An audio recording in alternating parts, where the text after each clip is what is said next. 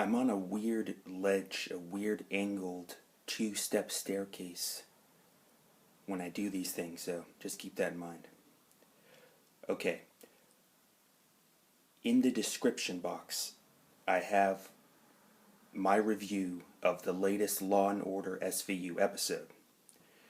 Now, it's exactly the same type of TV.com review I did. I wrote it at TV.com, so it's the exact same thing. But now, do you see what I mean? If you look below, you'll see my style of review. If I were to simply say those 5 points, it wouldn't be the same as if I left it for you to read. Comedy's funny like that. It's very personal, especially with the way I write the words. It needs to just be there in print. It needs to be read. Somehow, if I were to say it, it would remove the flavor of it. It wouldn't quite come out right. You know, the funny thing is, you would think that since I wrote the words, if I were to say it, I would say it the way I imagined everybody would think it as I write it, but it doesn't turn out like that many times. Even the author himself, the comedian saying his own words, it doesn't strike quite the chord as if you were to simply read it, because when the reader reads it, he makes it his own, his or her own. So there you go. That's the whole theory that I was talking about yesterday.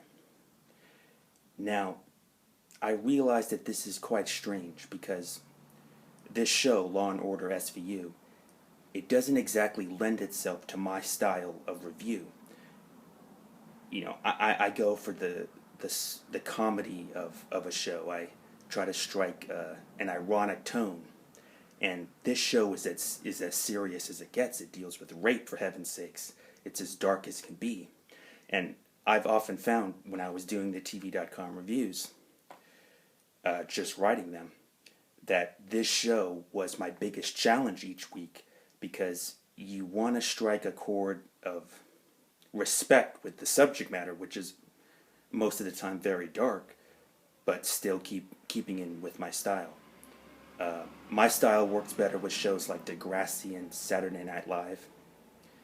Obviously, with SNL, it's already a comedy, so it's a double whammy there. And with Degrassi, I love Degrassi, The Next Generation, and it is a teen drama. It is a drama, essentially, with comedic parts to it, but essentially a drama.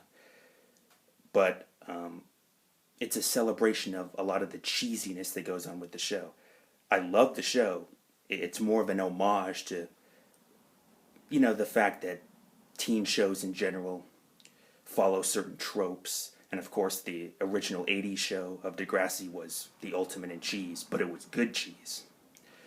So anyways, you see what I mean now, right? So please read my review in the description, and also tell me what you thought of the episode.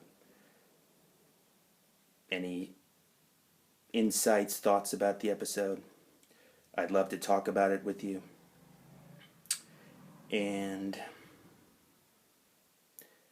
awkward pause.